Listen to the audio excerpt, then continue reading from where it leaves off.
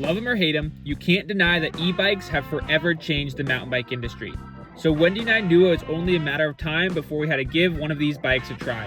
And thanks to YT, that's exactly what we just did. One of the coolest things we discovered while we've been traveling on the road is that YT Bikes actually has one of their mill locations down in San Clemente where you can demo a bike completely for free. You get it for 2 hours. They're right down the street from some really fun kind of Southern California flow jump riding. You can take out a bike. So we've actually done this now 3 times, but this is our first time on the YT Decoy, which if you don't know is their e-bike. Wendy and I were both on their YT Decoy MX or mullet setup. So we've got the 29-inch wheel in the front with the 27.5 in the back. It's got the Shimano EP8 motor, and overall, they seem like pretty cool bikes. But we're super new to the e-bike scene, so take everything we say in this video with a grain of salt. So first off, they size it up really nice, got the suspension set, told you kind of about how to turn it on. There's a quick button here, and you really just have 3 main features. You can choose boost, trail, eco, and then actually there's a cool walk feature too, which Josh wasn't about as much as I thought was pretty cool. YT does a great job of making the checkout process super quick and easy, and we were out the door and ready to get on our first trail in less than 10 minutes. Oh, I'm not going over that my first time. He said stay low key and not high. Oh, that's fun. Still corner's really nice, except for me.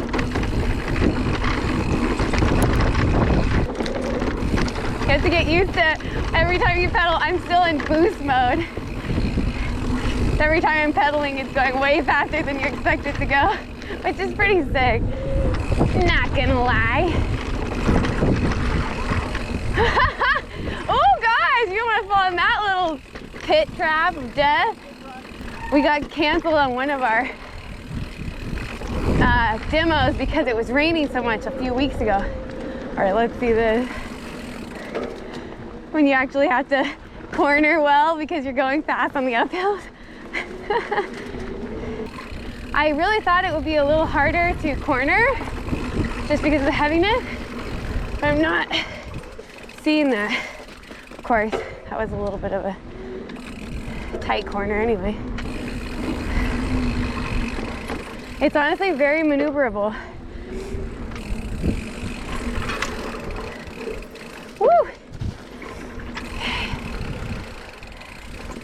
There we go. That's fun.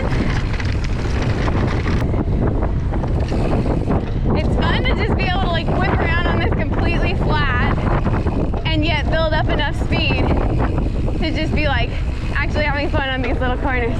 Like you would usually just be pedaling and like maybe resting, drinking some water, but now you can just have fun on like every section.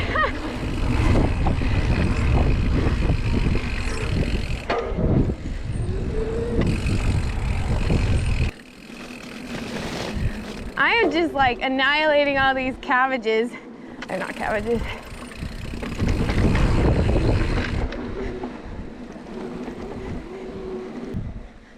All right, I think I need to shift down.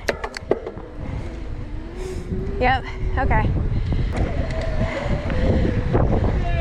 Oh, wait, the wheel! I'm really having to lean over the front to not spin out. Nice! All right, that was the first like steep climb. What do you think? So we lied a little bit in the title when we said it was our very first time trying e-bikes because we actually rode some giant e-bikes out at Sea Otter Classic last year, but it was pretty much just on fire roads. We didn't get to take it on any actual single track.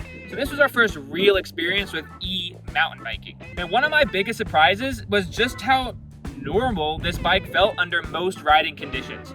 As we were going downhill and as we were cornering, jumping, it really didn't feel much different than a comparable full suspension bike.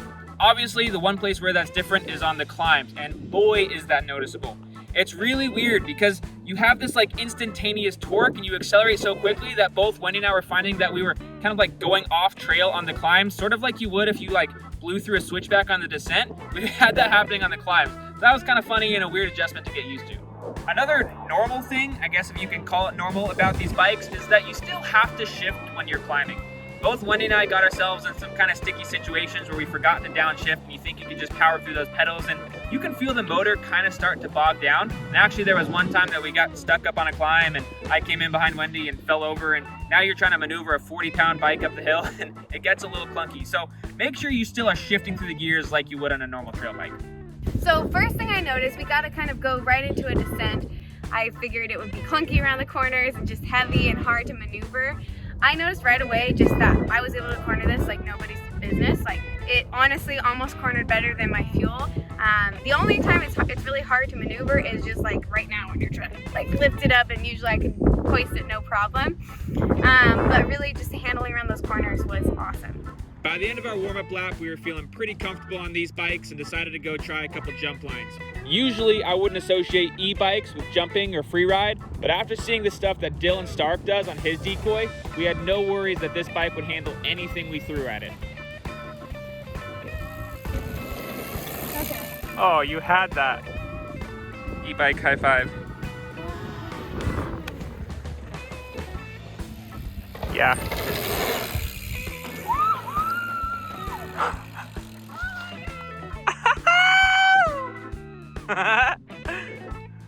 When he just hit this gap, it's pretty big.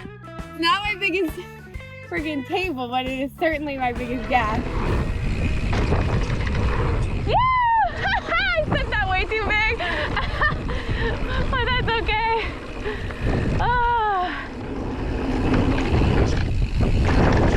Really have to brake intentionally with the big heavy bike. Granted, I'm used to small little hardtails, but you have to get on the brakes good.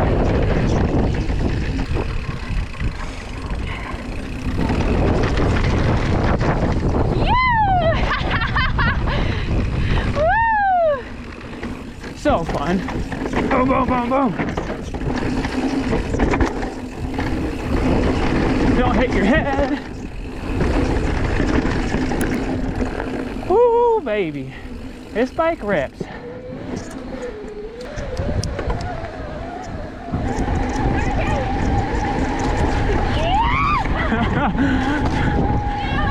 Racing up hills.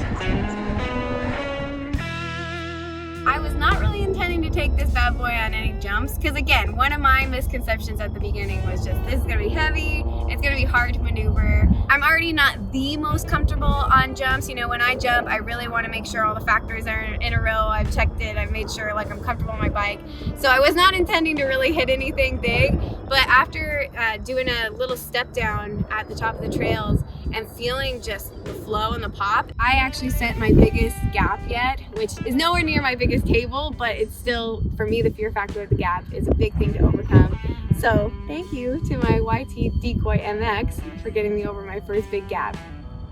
As you guys know, I spend pretty much all my time on a single speed hardtail, so this is just about on the complete other end of the spectrum. So I was really expecting to feel kind of uncomfortable and unbalanced on such a big burly bike, but I found that I adapted really quickly, and I think that really speaks to the way that YT has built this bike to just feel like kind of an all mountain or even free ride shred bike, even though it's got the big old motor and battery in it. As I mentioned earlier, the descents on this bike felt pretty dang normal. One thing that was a little different though was braking. With this bike being so heavy, it's probably around 40 pounds, you really have to get on those brakes a little bit harder and a little bit earlier than you usually would. So I adjusted to that early on, but I think you'd get used to that pretty fast if you were riding these bikes more regularly. The main draw that I think most people would say about an e-bike is what it does on the hills. You know, we were getting up to 15, 16 miles an hour going up these steep sections. I don't care who you are, that's cool. So overall, if I had the money, I would totally invest in an e-bike. I don't think it would be ever my only bike, because there's times when I really do want to work on my uphill technical skills and want to be able to kind of do that on a more traditional bike. I do think though that if I'm really trying to get my downhill, if I'm practicing for enduro or racing or anything like that, and I just want to hit a bunch of runs, this is the ticket. So my first day on an e-bike is in the books, and I have to say there's definitely something to these things. I don't think I'd ever own an e-bike as my only mountain bike. I still love the feel and simplicity of a hardtail. You can just take it anywhere, it's super low maintenance, but these things are a lot of fun. I think especially if you're trying to get a lot of quick laps in at a kind of pedal bike park type setup like we rode today, an e-bike is really the way to go. Again, we want to give a huge shout out to YT and the YT Mill here in San Clemente because they let literally anyone come in and play around on their bikes. The guys there are super friendly. They'll show you around the shop. They'll tell you all about their new gear, their new bikes. It's honestly a blast even just to go to the mill, even if you don't get a chance to demo the bike. If you've had any experience on an e-bike, let us know down there in the comments because I'm curious to hear from some of you who have had more experience on these bikes of what you've learned and the similarities and differences that it has to your traditional bike. While you're down there, be sure to hit the like and subscribe. And after you've done that, go ahead and hop on your bike, whether it has a motor or not. And hopefully, we'll see you on the trails.